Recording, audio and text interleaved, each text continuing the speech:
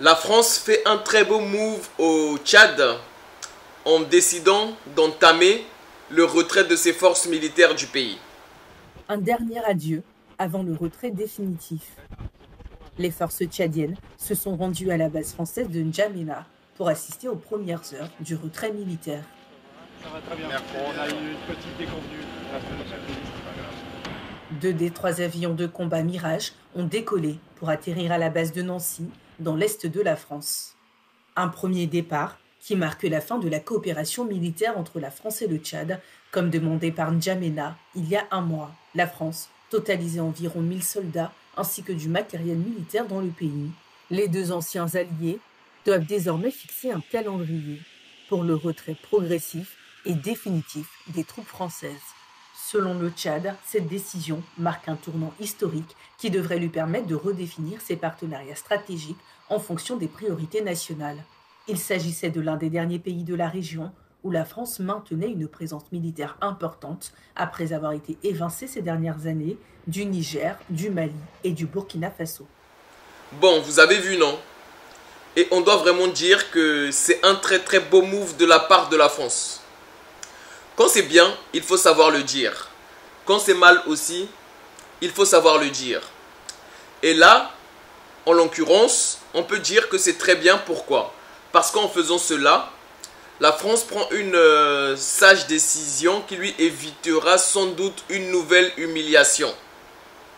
Je ne sais pas si vous vous souvenez, pendant l'épisode du Niger, les nouvelles autorités du Niger ont demandé à la France de se retirer.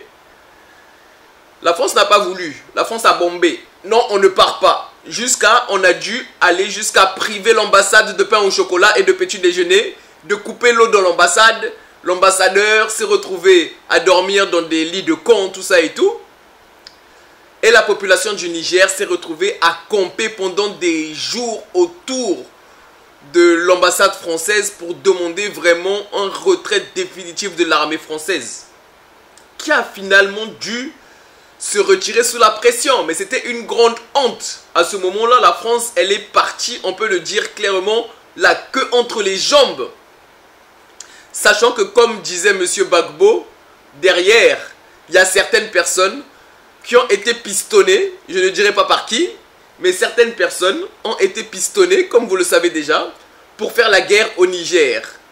Ce qui a accéléré et favorisé même la création de l'AES. Donc, on doit dire merci à ces personnes-là qui voulaient aller faire la guerre au Niger pour la création de l'AES.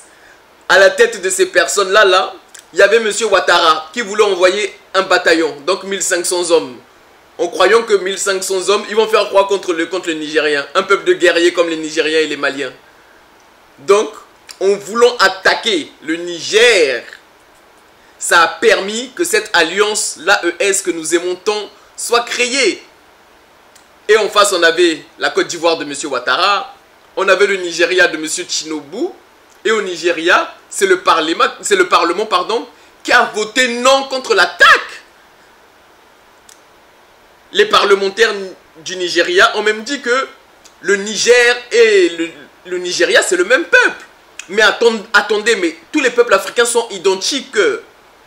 Mon cas est un cas très parlant. Mon père est Batéké, c'est-à-dire que j'ai de la famille au Congo-Brazzaville et au Gabon. Moi, je suis né au Congo-Brazzaville, mais ma maman est originaire du Congo-Kinshasa, mais j'ai de la famille au Congo-Kinshasa et en Angola. Pour résumer, je suis de toute l'Afrique centrale. Mais soyons sérieux 2 minutes. Les frontières des pays africains ont été dessinées par le colon.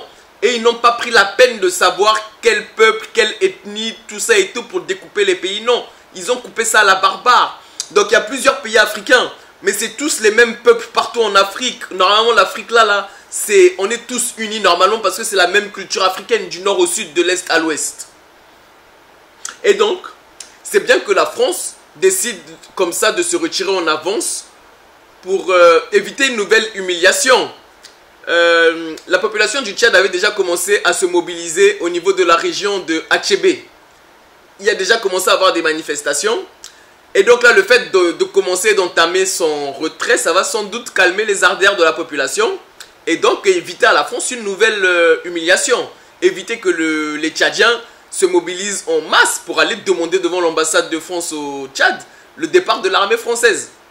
Et donc, franchement, nous, on doit dire que c'est très bien. Mais maintenant, la France doit pousser plus loin. En faisant quoi? En décidant tout simplement de retirer ses bases françaises. Donc, on a vu le ministère des Affaires étrangères et de l'Europe de la France faire le tour des pays africains et revenir dire ici, non, les pays africains, en gros, ne veulent pas retirer les bases. Mais les dirigeants africains sont tous soumis et néocolonisés à la France. Parce que c'est elle qui a placé la majorité d'entre eux. Mais les peuples africains, eux, aujourd'hui, sont contre la présence des bases militaires françaises en Afrique. Donc, la France gagnerait à entamer son retrait définitivement. Ça ne la rendra que plus grande. Je ne sais pas ce que vous en pensez. Dites-le moi dans les commentaires. Mais en tout cas, je dois saluer ce geste très intéressant et très beau de la France qui décide de commencer à retirer ses troupes en avance de ce beau pays qu'est le Tchad. Voilà. Vous, qu'est-ce que vous en pensez de cette nouvelle? Dites-le moi dans les commentaires. Si vous avez apprécié la vidéo, mettez un pouce, abonnez-vous et on se dit à très bientôt pour une prochaine vidéo. Tout de suite après, il y a une vidéo qui arrive sur le Sénégal. Et bien entendu, tous les jours, je sors des dizaines de shorts où je vous parle rapidement des nouvelles et de l'actualité qui se passe au niveau international, mais beaucoup plus au niveau africain. Je me suis vraiment donné comme mission d'informer les Africains et le monde de tout ce qui se passe en Afrique. Parce que l'Afrique est un enjeu de demain. Tout le monde l'a compris aujourd'hui. Donc voilà, abonnez-vous, on est ensemble. Et on se dit à bientôt pour de prochaines vidéos ou des prochains shorts. Les vidéos d'actualité rapide, généralement, je les sors en short. Donc si vous vous abonnez, activez la cloche. Comme ça, à chaque fois que je sors un short, vous recevez la notification. Et à chaque fois que je sors une vidéo, vous recevez la notification. Mais en tout cas, on se dit à bientôt. C'est Héritier Bateke.